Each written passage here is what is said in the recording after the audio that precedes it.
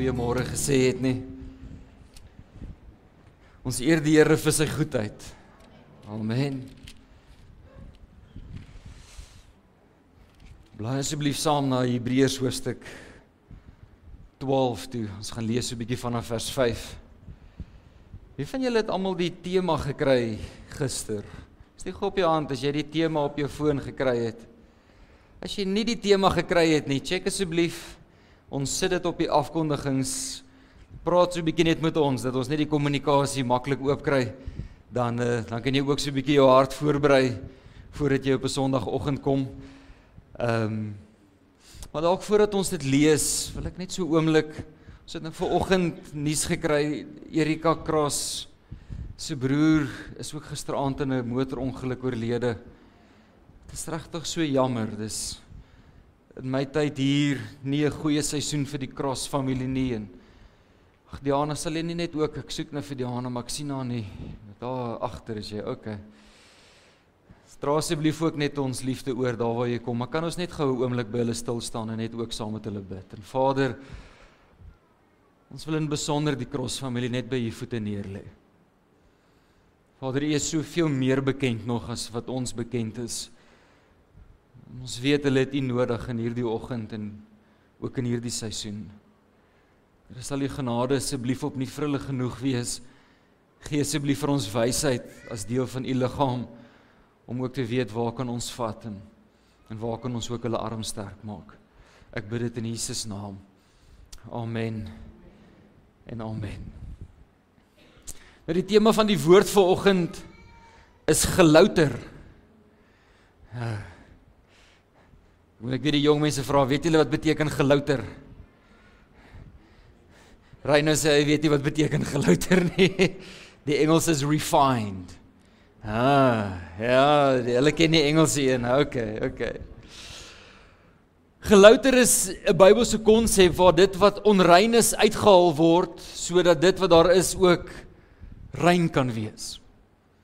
Nou, gelouter is nie een van die maklikste goed om oor te gesels nie, so ek wil jou reeds vroeg vanoggend sê dat ek gaan my bes doen om versigtig te trap en terselfdertyd met jou die waarheid te praat. Dis nie noodwendig die tema wat jy gereeld van op Facebook sal lees nie. As ouens TikTok videoetjies maak, jy sal nie baie van hulle kry oor om gelouter te wees nie. Dis net eenvoudig nie een van die dele waaroor ons graag praat nie, omdat dit ook soms moeilik is, veral as jy in die middel van 'n seisoen is waarin jy dalk ook gelouter word. Maar nou hier is die realiteit. As jy besig is om te jaag op pad na 'n afgrond toe, en ek weet daar is 'n afgrond, en jy's besig om al meer en meer spoed op te tel, sou jy graag wil hê ek moet jou sê? Ja, nee, jy moet 'n bietjie met my praat vanmôre, dit gaan moeilik gaan as dit so gaan. So ek hoop jy sal wil hê dat ek jou moet sê, al is dit dalk so 'n bietjie ongemaklik. En so hierdie deel in God se woord is ook 'n kritiese deel vir ons om goed te verstaan. En so lees asseblief saam met my en mag jy toelaat dat die woord van die Here ook jou hart stig in hierdie oggend. Hy sê in vers 5 van Hebreërs 12, hy sê, en julle, dis nou ek en jy, het die vermaaning heeltemal vergeet wat tot julle as seuns spreek. Nou kan ek net gou daar stop. Die Griekse woord, daar's twee, een vir kind en een vir seun. En dis nie dieselfde nie. So teknon is kind en nou vergeet ek die Griekse ene vir seun. Okay, daar's 'n Griekse een vir seun, ook is 'n ander een, okay. So dis nie dieselfde nie. En dit dui op 'n volwassenheidsvlak. En so dis belangrik dat jy sal weet dat die Hebreërs skrywer spreek tot seuns. Ek praat ook tot seuns vanoggend. Dis 'n boodskap vir volwasse mense, nie vir kinders nie. Hy sê, julle het hierdie vermaaning vergeet wat tot julle spreek as seuns. En dan quote hy Spreuke 3, wanneer hy sê, my seun, ag die tigting van die Here nie gering nie, en beswyk nie as jy deur hom bestraf word nie. So 'n paar maande terug het ek ook by 'n geleentheid soos hierdie gevra, glo jy dat die Here dissiplineer ons nog? Meeste van julle het gesê ja, maar nou moet ons vanoggend so 'n bietjie daarby stil staan en daaroor praat. Want om die dissipline van die Here of dan nou die tug van die Here te verstaan, is krities belangrik en dit help my en jou om ook gelouter te wees. Nou hier, vers 6. Want die Here tugtig hom wie hy liefhet. Hy kastei elke seun wat hy aanneem. En die implikasie is natuurlik ook dogters met die klem op volwassenheid en nie net kinders nie. As julle die tugting verdra, behandel God julle as seuns, as volwassenes. Want watter seun is daar wat die Vader nie tugtig nie? Maar as julle sonder tugting is, wat almal deelagtig geword het, met ander woorde, hy getuig so dat iewerster gaan almal van ons, of het almal van ons iewerster al die tug van die Here beleef. Dan is julle onegte kinders en nie seuns nie. Nou kan jy sien, hy lê die klem daarop, onegte kinders, onvolwasse, en nie seuns nie. Nou, in ons Suid-Afrikaanse kultuur het ons nie regtig 'n mooi voorbeeld van 'n onegte kind nie, maar die Hebreërskrywer is definitief bekend met die Romeinse kultuur. En in die Romeinse kultuur was die konsep van onegte kind reeds vasgemaak, en hier is wat dit was. Die verskil tussen 'n egte kind en 'n onegte kind, is dat die onegte kind mag ook in die huis gewees het. Die onegte kind het ook sekere voordele gehad wat die egte kind gehad het, maar daar was een uitsondering. En dis wanneer dit kom by die erfdeel ontvang, was die onegte kinders nie in aanmerking gebring nie. En so nou skryf die Hebreërskrywer so, hy sê, so ek wil hê julle moet weet, daar is egte kinders en daar is onegte kinders. En as julle die tug van die Here verdra, en nie beswyk onder dit nie, dan word julle ook gesien as egte kinders, wat by implikasie het, ons kan ook deel hê aan die erfdeel. En so hier's wat ek wil hê jou hart moet hoor vanoggend. Dat wanneer ek deur 'n seisoen van tugting gaan, wanneer die Here my dissiplineer, is hy ook besig om my voor te berei vir die erfdeel wat daar vir my en vir jou is. Dis so 'n bietjie iets dieper om te snap vanoggend. Ek hoop regtig dat jou hart sal saam met my, en ek wil met jou hart praat, dalk bietjie minder as met jou verstand, in hierdie sin, dat ek hoop nie om vanoggend God te wil verdedig nie. Dis nie my idee nie. Hy is God en ek glo hy het geen verdediging nodig nie. Maar iewerster wanneer dit bietjie moeilik gaan, iewerster wanneer ons deur die swaarder tye van die lewe moet trek, as ons nie reeds nou verstaan wat die tug van die Here is nie, gaan ons dit nie leer daar nie. Jy kan nie die vliegtuig vlieg en hom bou gelyk nie. Vir die manne wat so 'n bietjie skiet, jy kan nie wag dat die bok in die pad staan en dan wil jy nou die geweer uit die sak uithaal nie. Jy moet voor dit voorbereid wees. Ek hoop om jou voor te berei. Ek hoop soos wat ons hierdeur sal gaan, dat daar dinge sal wees wat jou hart sal vrede gee, sodat wanneer die seisoen kom, ek en jy reg en gereed sal wees vir dit. Ons word as seuns beskou, wanneer ons ook die tug van die Here verdra. Ek lees verder vir jou, hy sê verder, ons het vaders na die vlees as kastyders gehad, met ander woorde, soos wat jou pa jou geleer het, hy maak hier die vergelyking, en ons het hulle ontsag, en ons het vir hulle ontsag gehad, moet ons dan nie veel meer aan die Vader van die geeste onderworpe wees en lewe nie. Want hulle het ons wel 'n kort tydjie na die beste wete getugtig, maar hy, dis nou God, tot ons bes wil, sodat ons sy heiligheid kan deelagtig word. Nou, met ander woorde in hierdie oomblik, lyk elke tugting of dit op die oomblik nie 'n saak van blydskap is nie, maar van droefheid. Later lewer dit egter, en hierdie is belangrik, 'n vredevolle vrug van geregtigheid vir die wat daardeur geoefen is. Ek wil nie sê dat dit waardeur jy gaan nie moeilik is nie. Ek wil nie sê dat die maklike tye is, die moeilike tye is skielik maklik nie. Maar ek hoop om by jou volwassenheid te kweek, sodat ons nie 'n eendimensionele uitkyk het op die lewe nie. En wat bedoel ek daarmee? Ek sien dit as volg. Daar is 3 oorspronge van uitdagings in ons lewens.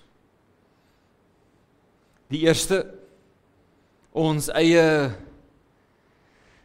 keuses wat ons maak. Amper sê ek stupid keuses, maar dit sal nou nie kanseltaal wees nie. Partykeer kies ons eenvoudig sekere goed, en die gevolg daarvan is nie goeie goed nie. 'n Ander oorsprong van slegte goed in ons lewe is aanvalle van die vyand. Ons weet dit goed, want die Bybel sê vir ons, hy loop rond soos 'n brullende leeu. Maar daar is nog 'n oorsprong, en dit is die tug van die Here. En hoor mooi, jy gaan jouself eindeloos frustreer as jy hierdie 3 goed meng. As jy nie verstaan dat partykeer gebeur slegte goed dood eenvoudig omdat ek en jy nie goeie keuses maak nie. As ons nie verstaan dat partykeer gebeur slegte goed vanweë aanvalle van die vyand, as ons nie paraat is en weet dat ons stryd nie teen vlees en bloed is nie, gaan ons soms frustreerd wees. En dieselfde geld wanneer ons nie die loutering van die Here verstaan nie. Soos wat ons vanoggend praat, vertel Lukas 'n storie van 'n oomblik wat die Here hom op 'n baie diep plek moes ontmoet en hom daar uit te haal, waar hy opnuut God as sy herder moes leer ken. Lukas, kan ek jou vra, is jy vandag beter af vanweë daardie tyd?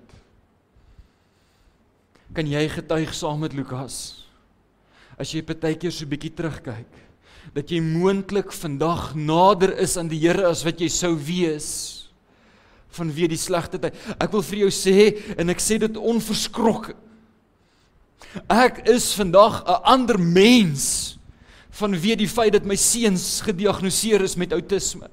Ek het 'n ander uitkyk op die lewe, ek het 'n liefde vir mense wat ek jou nie kan beskryf nie. En ek glo in my hart dat die Here gebruik dit tot sy voordeel. Nou hoor baie mooi, dis nie te sê, dis nie te sê die Here kan nie my kinders gesond maak nie. Nee, maar daar's 'n ander manier van leef. Hier is een manier. Die een manier is, ek gaan nou in onvolwassenheid staan, en ek gaan aanhou om die duiwel te bestraf, en ek gaan aanhou om myself jammer te kry, en ek gaan in my hoekie sit, want my seuns is nou nie gesond nie. Of, hier is die ander kant, en hier is waartoe ek jou wil nooi. Vader, ek weet nie waarmee U besig is in my lewe nie, maar leer my asseblief. Leer my, vorm in my die karakter wat U van my nodig het.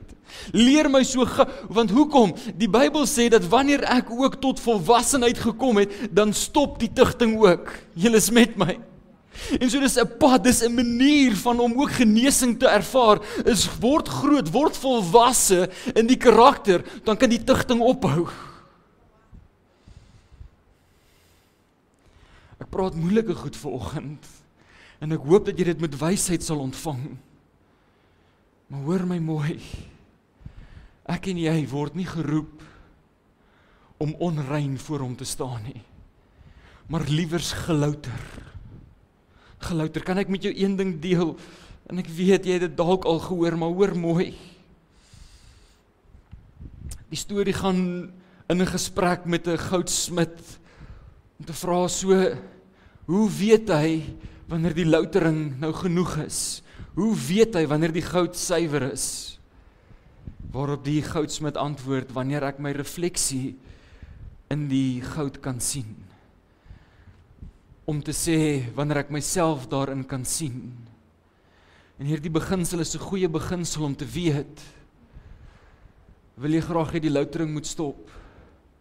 Laat toe dat God meer van homself in jou kan sien. Laat toe dat jy meer word soos wie hy is. Maar ek het so gekies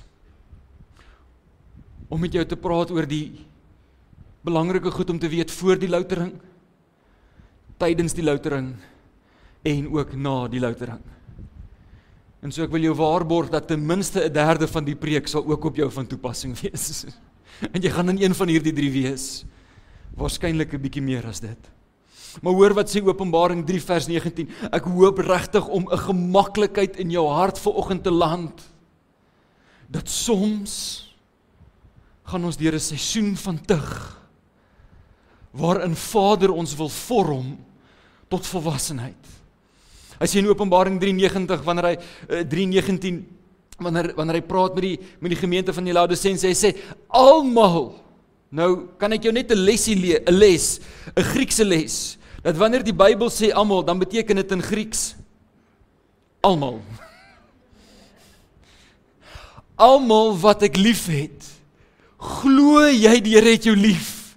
Ek hoop so, almal wat ek lief het, bestraf en tugtig ek. Wees dan ywerig en bekeer jou. Kan jy sien hoe werk die som? Die oorsprong van God se tug is liefde. Dis waar dit als begin. Dis soos 'n pa wat vir sy seun kyk en hy sê ek is lief vir jou. Daarom kan ek nie sekere goed toelaat dat jy dit doen nie. Ek wil die beste vir jou hê. God loop nie met 'n langsaam bok rond om te kyk wie hy almal houe kan uitdeel nie, glad nie. Sy tug kom uit 'n plek van liefde uit. Maar hoor wat sê hy, wees ywerig. Met ander woorde, doen dit met passie, doen dit vinnig. Wat moet ons doen? Bekeer jou. Bekeer jou. As ek en jy sal kies om die karakter te begin openbaar, sal jy ervaar dat die loutering stop. Dis 'n belofte in God se woord. Maar hier so eerste ding, voor die loutering weet, dat God se loutering gaan oor sy liefde vir my en jou. Die tweede, en hierdie is baie, baie belangrik, ek wil 'n groot uitroepteken by hierdie een sit, hierdie is groot. Hoor mooi, hy sê, want niemand van julle moet ly, en dan sê hy nou 'n paar goed. So moenie ly nie, met ander woorde, moenie dat God jou hoef te tug oor die volgende nie. Moenie moet ly as 'n moordenaar, of 'n dief, of 'n kwaaddoener, as jy reg vir die laaste een, of as een wat hom met die sake van ander bemoei nie. Kan ek dit nog vir jou so 2 keer lees? Nou die vrouens wat die pad saam met Carla stap sal hoor, Carla sê, not my circle. Dis Bybels. Moenie ly vanweë die feit dat jy loop inmeng het met ander mense se sake nie. Moordenaars, diewe, kwaaddoeners en mense wat inmeng met ander mense se sake. Moet jouself nie bemoei nie. Hoor baie mooi. Hoor mooi wat ek nou sê. As jy gaan toelaat dat die swak besluite van ander mense jou lewe ruïneer, gaan jy dit moeilik hê. Hulle besluit is hulle besluit. Elke een van ons gaan voor die Here staan vir onsself. Maar hier's wat ek wil hê jy moet hoor. Dis moontlik om God se tug te vermy. As jy moenie ly as gevolg van hierdie goed nie. Hierdie hele jaar lank al praat ons oor iets. Elke kort. Ek hoop julle weet wat dit is. Ons het 'n kursus daaroor gedoen en elke ding. En dan sê as jy nie hierdie een ding doen nie, dan gaan die pynigers kom. Wat is dit anderster as God se tug? So wat moet ek en jy doen? Julle is legends, hoor.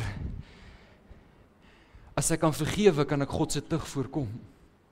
As ek hierdie swak gedrag, as jy in ongeregtigheid wandel, dan nooi jy God se tug in. So ons is nou daar waar ons met Estiaan begin sien. Hy kan begin om 'n sommetjie te maak. En so Estiaan is baie lief vir die waaiers. Maar wat hy dan doen is, hy sit goed bo op die waaiers. Insluitende my selfoon. En dan sit hy die waaier aan. En hoe harder dit op die grond val, hoe meer lag hy. Dis vir hom 'n bron van geweldige vreugde. En natuurlik vir my 'n bron van geweldige frustrasie. En so, omdat die beld ook by my is dit vir Estiaan 'n goeie hulpmiddel om te sien. En so ek wys vir hom die beld. Ek sê vir hom, moenie die knoppie druk nie. Ek hang die beld oor die knoppie as 'n reminder dat sou jy kies om die knoppie te druk, verwag loutering.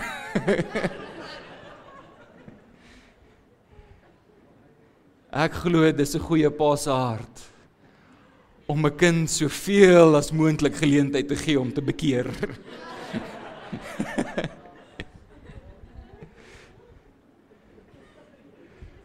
Hoeveel keer het die Here jou al gewaarsku? Hoeveel keer het hy al vir jou gesê, asseblief moenie dit doen nie? Hoeveel keer het hy al vir jou gesê, sit my eerste? Sit my eerste. Dis moontlik om God se loutering te voorkom. So weet asseblief hierdie twee goed, voor die loutering. God se tug is deel van sy liefde vir ons.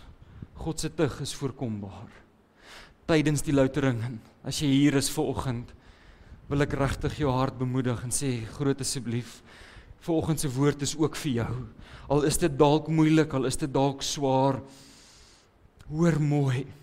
Die beste raad wat ek vir jou het tydens die loutering is 2 Korintiërs 4:17 en 18. Hy sê, want ons ligte verdrukking, Paulus noem dit ligte verdrukking, al is dit moeilik, al is vir 'n oomblik. Maar dit bewerk vir ons 'n alles oortreffende ewige gewig van heerlikheid. Hoekom? Omdat ons nie let op die sigbare dinge nie, maar op die onsigbare dinge. Want die sigbare dinge is tydelik en die onsigbare dinge is ewig. Ek wil vir jou sê, voor die loutering, kyk in en laat toe dat jou karakter gevorm word. Maar tydens die loutering, al moet jy ook soms inkyk, onthou om ook op te kyk. Onthou om die ewigheid raak te sien.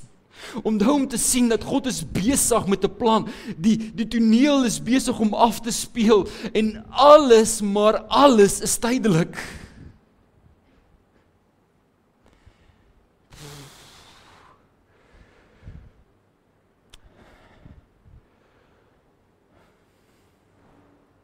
Seker so, ek moet skat, ek dink dis 3-4 jaar terug iewerster.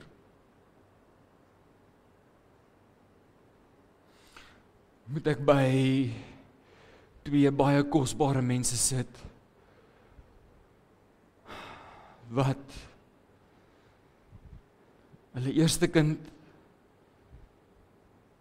is gebore, maar dit is 'n stil geboorte gewees. En hulle tweede kind is gebore met geweldige gebrek.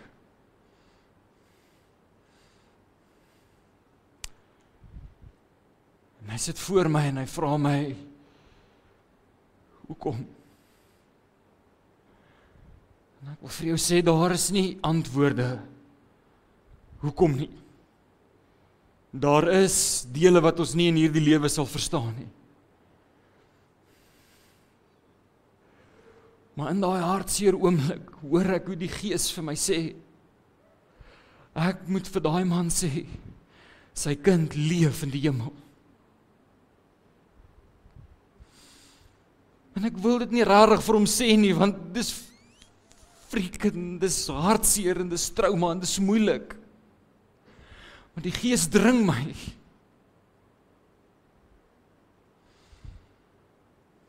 En op die mooiste moontlike manier wat ek kan, kyk ek hom in die oë en ek sê, jy moet onthou, die feit dat jy nie by jou kind is nie, is tydelik. Want as jy jou oë sal optel en kyk in die ewigheid in, dan sal jy weet, al is jou kind stilgebore, lewe begin by konsepsie. En dit beteken dat jou kind is in die hemel. En dit beteken dat so hartseer en so moeilik soos wat dit nou mag wees, jou kind is in die hemel. En dit beteken dat die tug is tydelik. En dit beteken dat 'n oomblik sal kom waar dit sal eindig.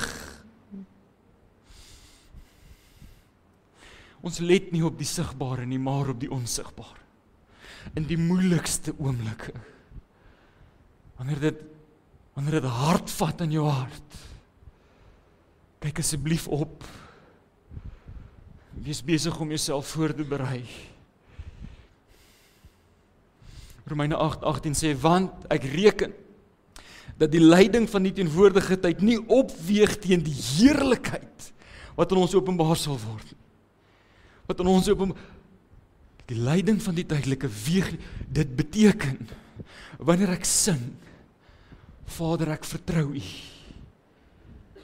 Wat ek sê is, Here, ek weet, U is besig met die ewigheid, en ek kan nie wag om te sien wat U vir my in store het nie. Ek verstaan nie nou nie, en ek weet nie hoekom nie, maar ek vertrou waarmee U besig is in my, want iets wat hier in my moet gebeur is belangrik vir eendag wanneer ek voor U sal staan. En as jy miskien hier is, daar's baie goed wat ons hieroor kan sê, partykeer is dit kort, partykeer is dit lank, partykeer is dit 'n bietjie moeilik, ander keer is dit baie moeilik.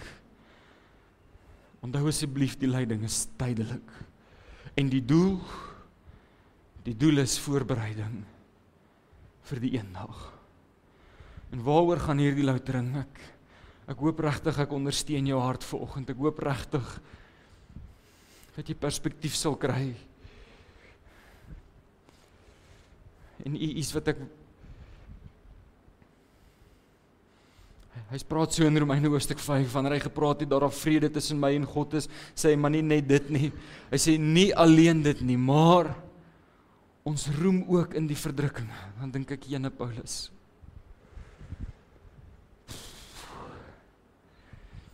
Hier is hoekom. Omdat ons weet dat die verdrukking lydsaamheid bewerk. Julle kan onthou wat lydsaamheid is om gefokus te bly in die oomblikke. Om gefokus te bly vir die tyd. Wat ons wag op die uitkoms.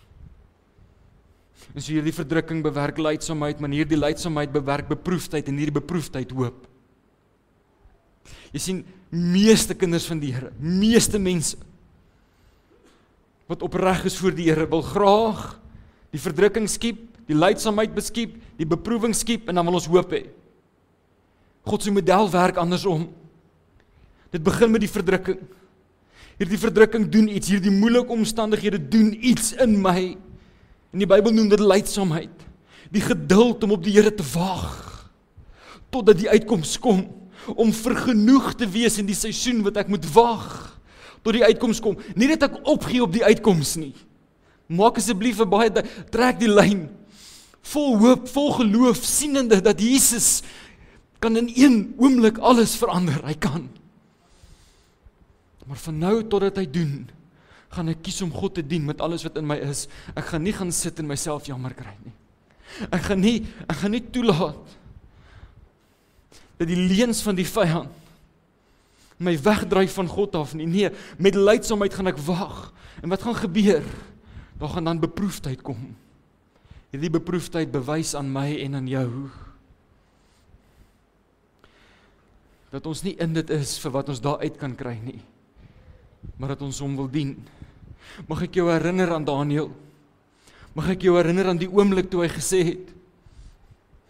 Hulle sê vir hom, luister, jy gaan vuur toe gaan, jy gaan daar doodbrand. Hy sê, luister, jy weet dit seker, dat die God wat ek dien, het die vermoë om my uit die vuur uit te red. Maar nou hier's die ding, hier's wat die verskil inkom, hierdie is wat lydsaamheid is, hier's wat Daniël sê, hy sê, maar al kies hy om dit nie te doen nie, weet dit seker, ek sal my knie nie voor hierdie afgod buig nie. Dis lydsaamheid, dis 'n volwasse seun, dis waaroor tigting gaan. En wanneer ons op daardie plek is, waar ons sê, Here, of U my uit die vuur uit red of nie, ek gaan U dien met alles wat in my is, dan weet ons wat dit is om volwasse te wees. Dit is beproefdheid. En daardie beproefdheid bring ook die hoop. Na die loutering wil ek jy moet sien, hier's waar dit gaan, omdat julle weet dat die beproewing van julle geloof lydsaamheid bewerk, maar die lydsaamheid, hier's wat moet gebeur, moet tot volle verwerkliking kom, Met ander woorde, ek moet weer op 'n plek wees waar Jesus my alles is, waar Jesus vir my genoeg is. Al hoe ek dit weet, is wat as alles anders weggevat word en hy's al wie ek oor het, sal hy vir my genoeg wees. Dis die beproefdheid wat dan nou my leids om my tot verwerkliking laat kom. Hier's hoekom, sodat, hier's die doel agter dit, sodat julle volmaak en sonder gebrek kan wees en niks kort kom nie. Ai, hierdie is die endgame. Hierdie is waarvoor ons gaan. Mag die Here dit vir ons gun, omdat solank as wat ons leef hier op aarde, mag ons dit geniet. Wanneer jy die Here vertrou vir uitkoms, en hy gee vir jou uitkoms, kyk waantoe gaan jou hart.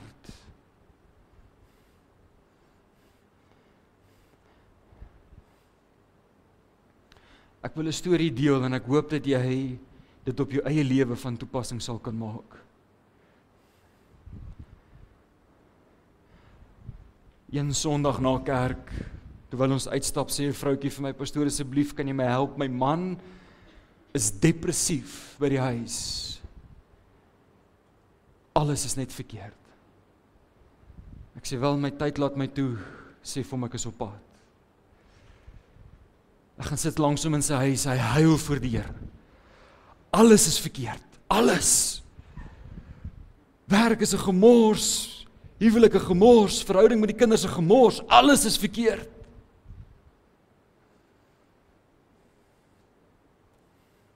Ek vra vir hom of hy bereid sal wees om genuine berou te hê vir sy aandeel. Hy huil voor die Here. Wonderlik, genuine. Ons vertrou die Here saam. Daai maandag bel hy my, sê Jene, iemand het my gebel, dinge lyk goed, daar's dalk 'n kans vir uitkoms. Daai Vrydag is daar uitkoms. Die Here doen 'n wonderwerk. Hy kry 'n ander werk. Dis wonderlik. Sy vrou vind dit in haar hart om hom te vergewe vir 'n klomp goed. Sy kinders kom sit aan die tafel langs hom. Hulle sê, "Pappa, kan ons asseblief werk aan 'n paar goed?" Die Here doen fenominale goed. Aan die einde van daai selfe maand, Saterdag aand 9:00, stop ek by 'n partytjie waar hy stikkend dronk gedrink is. Stikkend. Ek sê vir my nou, hy vat daai sigaret so, blaas so in die lug, hy sê, ek en die Here, ons verstaan mekaar.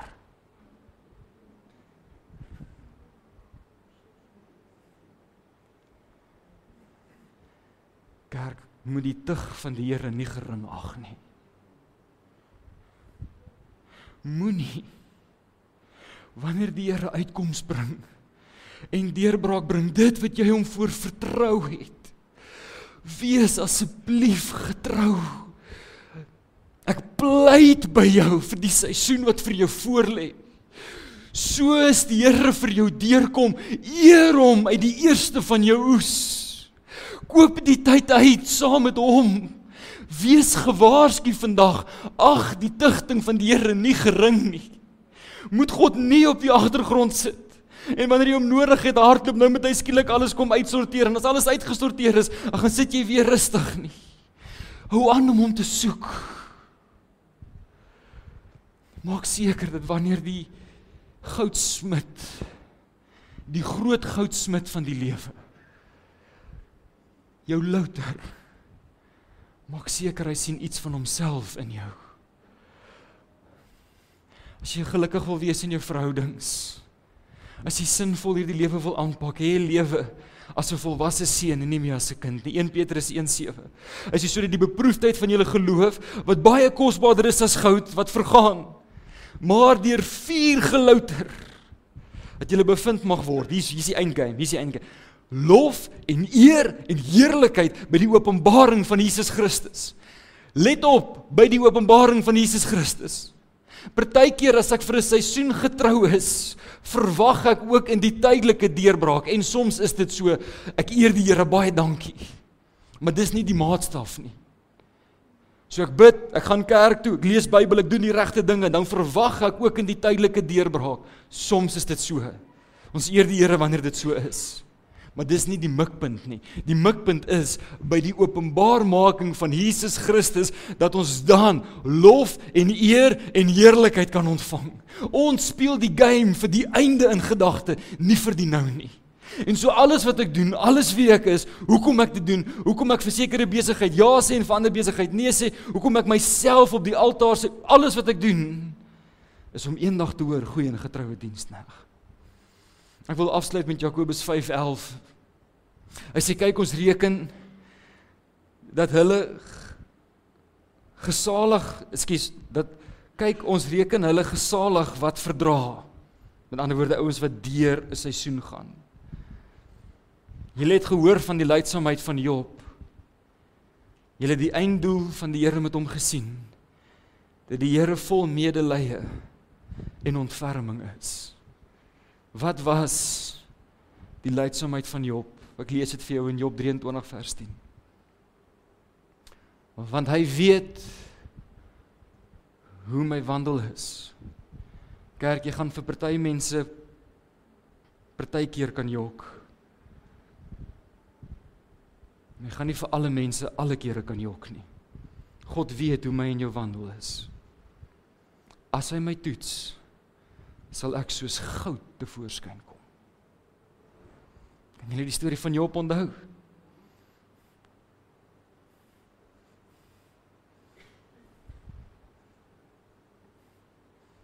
Wil jy net jou oë toemaak saam met my nie, asseblief?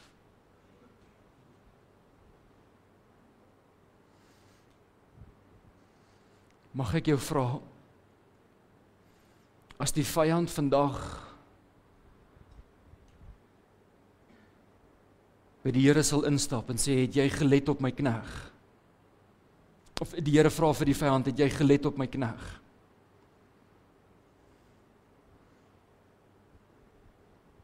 As vandag met my en jou moet gebeur, wat met Job gebeur het, sal ek en jy reg wees om God se liefde te vertrou. Sal ek en jy reg wees om ons Vader in die hemele te vertrou. As die Here sê, hy tug elke seun wat hy lief het.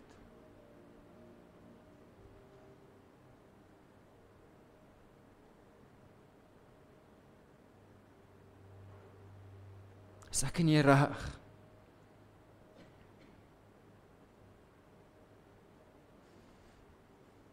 Weeg hy nog vir ons genoeg? En hoor baie mooi, ek wens jou niks sleg in hierdie lewe toe nie, hoegenaamd nie. Maar ek wens jou wel toe 'n volle loon in die ewigheid. En so as dit beteken dat ons soms deur moeilike goed moet gaan, nie onnodig nie, nie as diewe en moordenaars, mense vol ongeregtigheid nie. As ons opreg voor die Here wandel, en God toets ons, sodat ons volwasse kan word, is dit tog tot ons voordeel. Dis tog die seisoene waarin ons groei.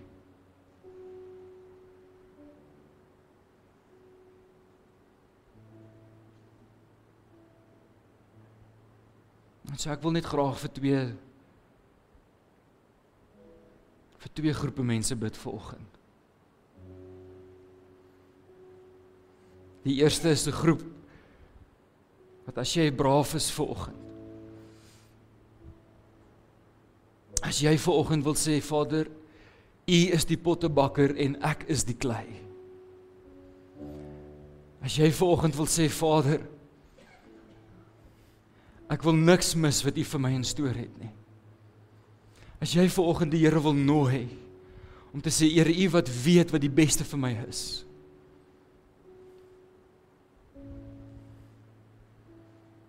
As jy vanoggend wil sê, Vader, ek wil kyk vir die ewigheid, en nie vir die tydelike nie.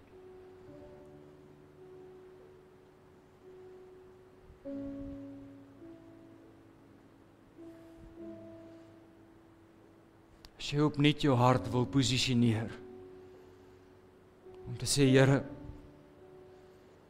as ek loutering nodig het. Ek sal u tigting nie minag nie. Wil jy nie net jou hand teenoor die Here opsteek nie?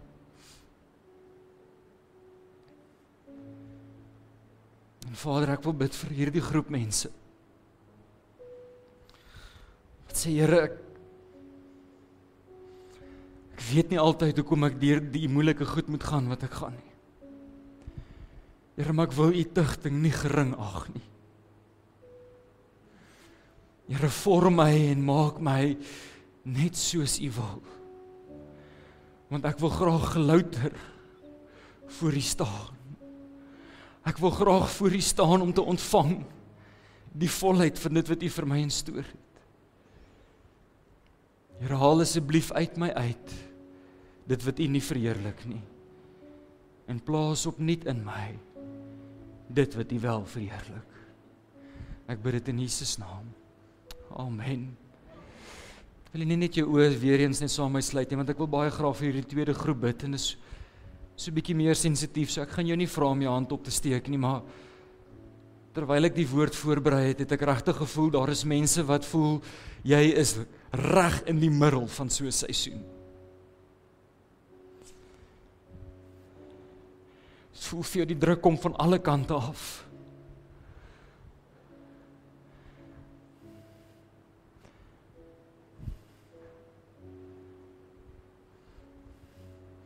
Ek wil vir jou twee goed net sê. Die eerste, spandeer meer tyd in jou binnekamer op jou knieë, besig om vir die Here te vra, Vader, wat wil u in my vorm? Is daar enige iets wat ek doen? Is daar enige gewoonte wat ek het, wat u nie verheerlik nie, sodat ek dit kan verander? Dis baie belangrik. En tweedens, wil ek nou regtig net vir jou bid. Die Bybel sê ook, dra mekaar se laste. Die Bybel nooi ons om ook daar te wees om mekaar en mekaar te ondersteun. So as jy reg in die middel van daardie seisoen is, wil ek net nou gou vir jou bid. En Vader, u sê in u woord, u is naby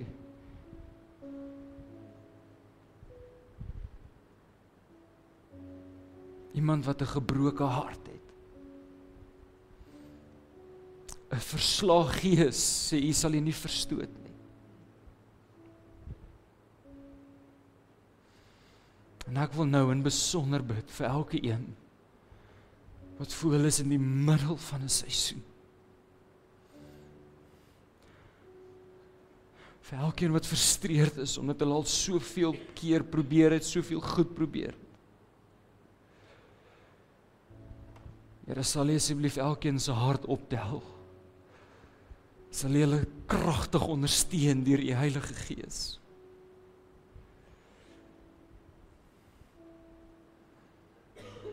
Here, gee asseblief vir ons wysheid en insig. Here, ore wat luister. Help ons asseblief, Heer, dat ons nie u tug sal minag nie. Mag ons nie ons harte verhard, omdat ons dink ons beter is beter nie. Heer, u is by vermoë om soveel meer te doen as wat ons ooit kan bid of dink. Mag ons leef vir die ewigheid.